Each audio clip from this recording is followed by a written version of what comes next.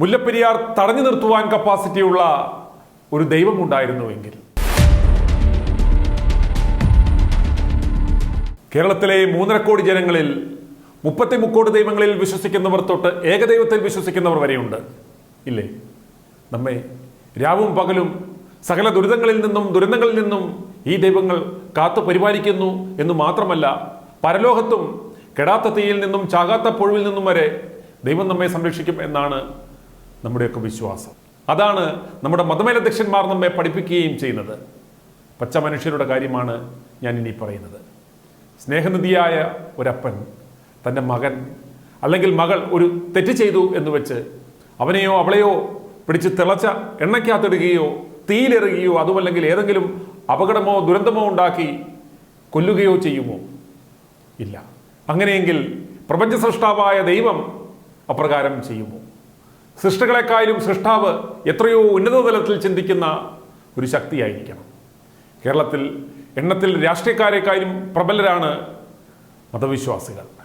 മതവിശ്വാസികളായി മാറിയതിനു ശേഷം മാത്രമാണ് അവർ രാഷ്ട്രീയ വിശ്വാസികളായി മാറിയത്. അതുകൊണ്ട് തന്നെ ചൂരൽമലയിലെയും മുണ്ടക്കയിലെയും അപകടം കാണാതെ പോയ എല്ലാ ദൈവങ്ങളോടുമുള്ള എൻ്റെ ശക്തമായ പ്രതിഷേധം ഞാൻ അറിയിച്ചു കൊള്ളുന്നു.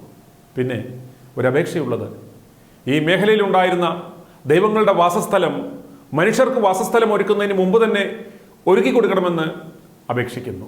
ഒലിച്ചുപോയ ദൈവങ്ങളുടെ രൂപങ്ങൾ കണ്ടുകിട്ടുന്നവർ ദയവായി കഴുകി വൃത്തിയാക്കി താങ്ങിപ്പിടിച്ചുകൊണ്ട് അതാത് മതമേലധ്യക്ഷന്മാരെ ഏൽപ്പിക്കണമെന്നും കൂടുതൽ അനുഗ്രഹങ്ങൾ പ്രാപിക്കണമെന്നും താഴ്മയായി അറിയിച്ചു കൊള്ളുന്നു. ഇനി എൻ്റെ ചോദ്യത്തിലേക്ക് വരികയാണ്. ഏത് മതത്തിൻ്റെ ദൈവത്തിന് നമ്മെ രക്ഷിക്കാൻ സാധിക്കും? അതീവ പരിസ്ഥിതി ദുർബലമെന്ന് നാം തന്നെ കണ്ടുപിടിച്ച സ്ഥലത്ത് മണ്ടന്മാരായ നാം 1 2 4 ഡാം പണിത് ബാക്കിയെല്ലാം ദൈവത്തെ ഏൽപ്പിച്ച് കുത്തിയിരിക്കുകയാണ്. ഇനി ദൈവത്തിൻ്റെ കയ്യിലാണ് എല്ലാം. അതിലൊന്നായ മുല്ലപ്പെരിയാർ ഡാം 129 വർഷം പിന്നിട്ട് കഴിഞ്ഞു. ഇത് ഏത് നിമിഷവും തകരാം എന്ന ഭയപ്പാടിലാണ് നാം ഓരോരുത്തരും. ആർക്കും കൃത്യമായി ഒന്നും പറയുവാൻ കഴിയാത്ത സ്ഥിതിക്ക് മേളിലോട്ട് നോക്കിയിരിക്കാനേ നമുക്കിനി പറ്റൂ. ജനങ്ങളുടെ സുരക്ഷയെ കരുതി 15 കൊല്ലം കഴിഞ്ഞ വണ്ടികൾ പോലും നിരത്തിൽ ഓടിക്കരുത് എന്ന് നിഷ്കർഷിക്കുന്നവരാണ് 40 ലക്ഷം പേരുടെ ജീവന് തന്നെ ഭീഷണിയായ മുല്ലപ്പെരിയാർ ഡാം വെച്ച് കളിച്ചുകൊണ്ടിരിക്കുന്നത്. ഇത് പൊട്ടിയാൽ മതക്കച്ചവടക്കാരുടെയും കാര്യം പോകും, അവിടെ കച്ചവടവും പൂട്ടും. അതുകൊണ്ട് അവരും ശക്തമായി കളത്തിലിറങ്ങേണ്ടുന്ന സമയമാണിത്. ദൈവങ്ങളുടെ വളരെ അടുത്ത ആൾക്കാരും മനുഷ്യ ദൈവങ്ങളും എല്ലാം ഉണ്ട് ഒരുപാട് ഇവിടെ. ദയവായി ആരെങ്കിലും ഒരു മറുപടി തരിക. മുല്ലപ്പെരിയാർ ഡാമിന് അപകടമുണ്ടാകുമോ? ഉണ്ട്, അല്ലെങ്കിൽ ഇല്ല. ഇതിൻ്റെ രണ്ടിൻ്റെയും ഇടയിലുള്ള ഒരു സാധനം വേണ്ട. ഇവരാരും 24 മണിക്കൂറിനുള്ളിൽ ഒരു മറുപടി നമുക്ക് തരുന്നില്ലെങ്കിൽ നമ്മുടെ തലമണ്ടയിലുള്ള സാധനം വെച്ച് നമുക്ക് മനുഷ്യരെ പോലെ ചിന്തിച്ചു തുടങ്ങാം. ദൈവത്തെ വെറുതെ ശല്യപ്പെടുത്തരുത്. അവർ മറ്റേതെങ്കിലും വലിയ പ്രപഞ്ച സൃഷ്ടിയുടെ തിരക്കിലായിരിക്കും. അതുകൊണ്ടാണ് ഇതിന് ഒരു മറുപടി പറയുവാൻ കഴിയാത്ത ഒരൊറ്റ മതത്തിൻ്റെ ദൈവത്തിൻ്റെ അടുത്ത് നിൽക്കുന്ന ഒരൊറ്റ മോന്മാരും മേലിൽ മിണ്ടിപ്പോകരുത്. വരുന്നിടത്ത് വെച്ച് നമുക്ക് കാണാം. ഒരു ദുരന്ത സാധ്യതയുടെ സൂചന കിട്ടിയപ്പോൾ കാട്ടുമൃഗങ്ങൾ പോലും വയനാട്ടിൽ അപകടം മനസ്സിലാക്കി കാടുവിട്ട് നാട്ടിലേക്ക് ഇറങ്ങി രക്ഷപ്പെടുവാൻ ഒരു ശ്രമം നടത്തിയിരുന്നു. കാട്ടുപോത്തുകളെക്കാളും ബോധമില്ലാത്ത നാം അവയെ വിരട്ടി തിരിച്ചോടിച്ചു. കാട്ടുമൃഗങ്ങൾക്കെതിരെ സമരം ചെയ്തു. രാഷ്ട്രീയമായി മുതലെടുപ്പ് നടത്തുവാൻ നോക്കി.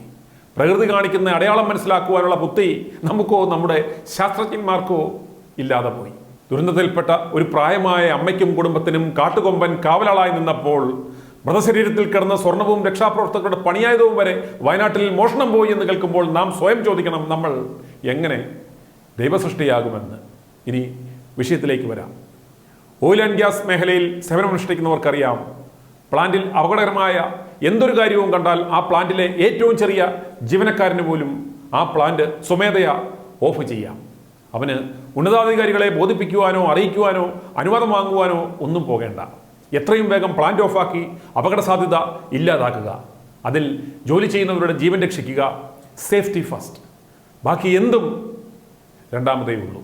എന്നാൽ 40 ലക്ഷത്തിലധികം ജനങ്ങളുടെ ജീവനും സ്വത്തിനും ഭീഷണിയായി നിൽക്കുന്ന 129 വർഷത്തിലധികം പഴക്കമുള്ള ഒരു ജലബോംബ് നിർവീര്യമാക്കാതെ നാം ശുഭാപ്തി വിശ്വാസത്തോടെ ദൈവത്തിൽ ആശ്രയിച്ച് മുന്നോട്ട് പോവുകയാണ്.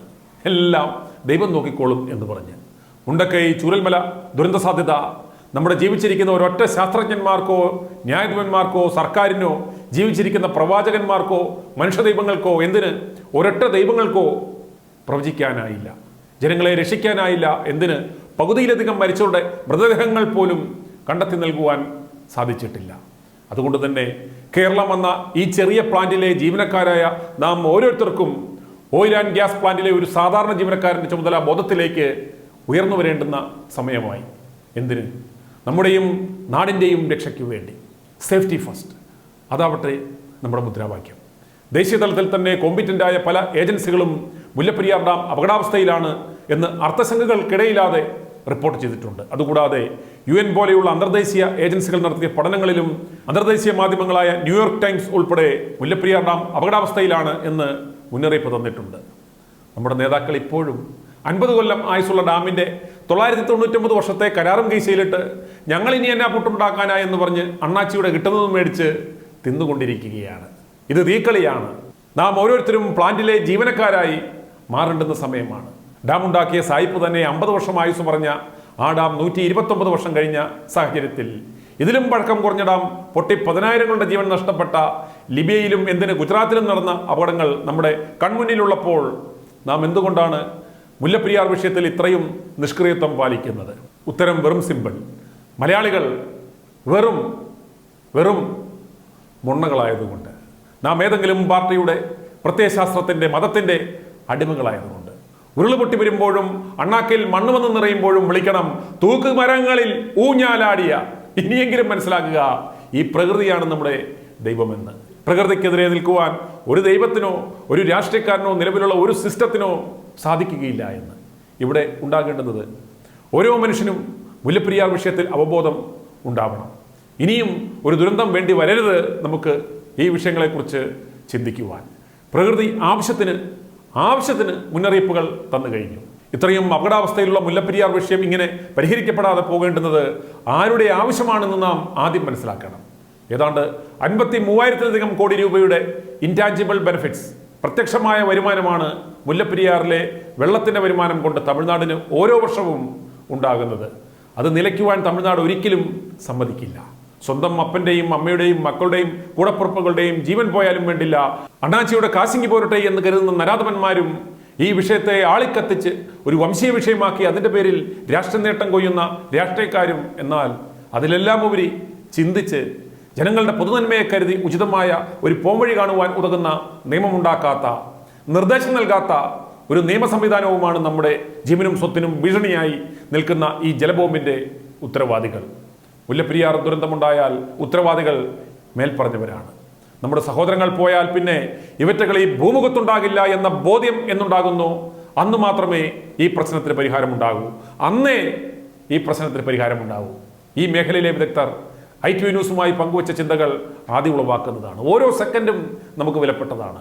ഇതാരെയും ഭയപ്പെടുത്തുവാൻ വേണ്ടി പറയുന്നതല്ല, പക്ഷേ അടിയന്തരമായി നാം ഇതിനൊരു പോംവഴി കണ്ടെത്തിയേ പറ്റൂ. ഒരു ദുരന്തമുണ്ടായാൽ അതിൻ്റെ പേരിലും ഇവറ്റകൾ വീണ്ടും മുതലെടുപ്പ് നടത്തും.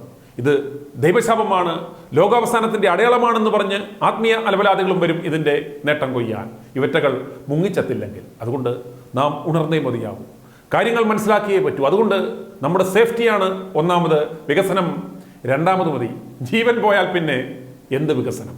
മുല്ലപ്പെരിയാർ വിഷയത്തിൽ ഈ അപകടം മനസ്സിലാക്കിയ പലരും പല രീതിയിൽ അവർക്കാവുന്ന രീതിയിൽ പ്രതികരിക്കുന്നുണ്ട്, അവബോധം വരുത്തുവാൻ ശ്രമിക്കുന്നുമുണ്ട്. നിയമപരമായ രീതിയിൽ പലരും പരിഹാരമുണ്ടാക്കുവാൻ ശ്രമിക്കുന്നുമുണ്ട്. പക്ഷേ ഇതുവരെ ശക്തമായ ഒരു കളക്റ്റീവ് എഫേർട്ട് ഇതുവരെ ഉണ്ടായിട്ടില്ല. അതുണ്ടായിരുന്നുവെങ്കിൽ ഇതിനോടകം ഈ വിഷയത്തിൽ ഒരു പരിഹാരമുണ്ടാകുമായിരുന്നു. നമുക്ക് വേണ്ടുന്നത് ഒരു ഓർഗനൈസ്ഡ് ഒരു കളക്റ്റീവ് എഫേർട്ടാണ് ഈ വിഷയത്തിൽ. ജാതിമത വർഗ രാഷ്ട്രീയ ഭേദമന്യേ ജനങ്ങൾ ഒന്നടങ്കം ഉണരാതെ ഈ വിഷയത്തിന് ഒരു പരിഹാരവും ഉണ്ടാവില്ല. അതുകൊണ്ട് നമ്മൾ സമാനമനസ്കരായ ആളുകൾ ഒരുമിച്ച് ചേർന്ന് ഒരുമിച്ച് നിന്ന് പൊരുതുവാൻ ഒരു കൂട്ടായ്മയ്ക്ക് രൂപം കൊടുക്കുവാൻ പോവുകയാണ് സേവ് കേരള മൂവ്മെന്റ്. കേരളത്തിലെ ജനങ്ങളുടെ ജീവനും സ്വത്തും പരിസ്ഥിതിയും സംരക്ഷിക്കുവാൻ പ്രതിജ്ഞാബദ്ധമായവരുടെ ഒരു കൂട്ടായ്മയാണിത്. ഇതിൽ സ്ത്രീപുരുഷഭേദമന്യേ ആബാലവൃദ്ധ ജനങ്ങൾക്ക് സേവ് കേരള മൂവ്മെന്റിന്റെ അംഗങ്ങളാകാം, അവരുടെ ആശയങ്ങൾ പങ്കുവെക്കാം. എല്ലാ സങ്കുചിത ചിന്തകളും മാറ്റിവെച്ച് ഒരുമയോടെ നമ്മുടെ ലക്ഷ്യം കാണുന്നതുവരെ പോരാടുകയാണ് നമ്മുടെ ലക്ഷ്യം. ഈ ലക്ഷ്യത്തിനായി കേരളത്തിലെ എല്ലാ ജില്ലകളിൽ നിന്നും സംസ്ഥാനത്തിന് പുറത്തു നിന്നും രാജ്യത്തിന് പുറത്തുമുള്ള എല്ലാവരുടെയും സേവനം നമുക്ക് ആവശ്യമാണ്. അവർക്ക് ആവുന്ന വിധത്തിൽ ഈ കൂട്ടായ്മയുടെ കൂടുതൽ വിശദാംശങ്ങൾ വരും ദിവസങ്ങളിൽ അറിയിക്കുന്നതാണ്. സേവ് കേരള മൂവ്മെന്റിൽ അംഗങ്ങളാകുവാൻ, തോളോട് തോൾ ചേർന്ന് നിന്ന് പ്രവർത്തിക്കുവാൻ താല്പര്യമുള്ളവർക്ക് ഞങ്ങളെ താഴെ കാണുന്ന നമ്പറിൽ വിളിക്കാവുന്നതാണ്. മുല്ലപ്പെരിയാർ പ്രശ്നപരിഹാരമാവട്ടെ നമ്മുടെ ആദ്യ ലക്ഷ്യം. നിങ്ങളുടെ വിലപ്പെട്ട നിർദ്ദേശങ്ങൾ ദയവായി ഞങ്ങളെ അറിയിച്ചാലും. i2i News, an eye for truth. i2i News subscribe ചെയ്തിട്ടില്ലാത്തവർ ഇപ്പോൾ തന്നെ സബ്സ്ക്രൈബ് ചെയ്യുക. നോട്ടിഫിക്കേഷൻ ലഭിക്കുവാൻ ബെൽ ബട്ടണും അമർത്തുക.